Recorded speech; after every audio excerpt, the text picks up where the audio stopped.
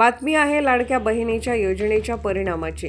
लाडक्या बहिणींसाठी राज्य सरकारने महिन्याला 1,500 रुपये देतो, मात्र त्यामुळे आता राज्याच्या तिजोरीमध्ये खडखडाट दिसून येतोय। कारण जिल्हा नियोजनासाठी अपुरा निधीच मिळतोय। राज्यातल्या सर्व जिल्ह्यांना वार्षिक योजनेच्या फक्त 60% निधीच आता मिळणार आहे। उर्वरित निधी मार्च अखेरीस मिळेल का यावरही प्रश्नचिन्ह आहे। त्यामुळे आता योजनांमुळे सरकारी तिजोरीवर ताण येत असल्याची माहिती अर्थ खात्यातल्या सूत्रांनी दिली आहे। राज्यातल्या कंत्राटदारांची कोट्यवधी रुपयांची बिलं थकलेली आहेत, तर राज्यातल्या इतर योजनांच्या निधीला सुद्धा कात्री लावण्याची वेळ ओढवलेली आहे। बातमी आहे लाडक्या बहिणीच्या योजनांच्या परिणामांची। लाडक्या बहिणींसाठी राज्य सरकारने महिन्याला 1,500 रुपये देतात, मात्र त्यामुळे आता राज्याच्या तिजोरीमध्ये खडखडाट दिसून येतोय। कारण जिल्हा नियोजनासाठी अपुरा निधीच मिळतोय। 60% निधीच आता मिळणार आहे। उर्वरित निधी मार्च अखेरीस मिळेल का यावरही प्रश्नचिन्ह आहे।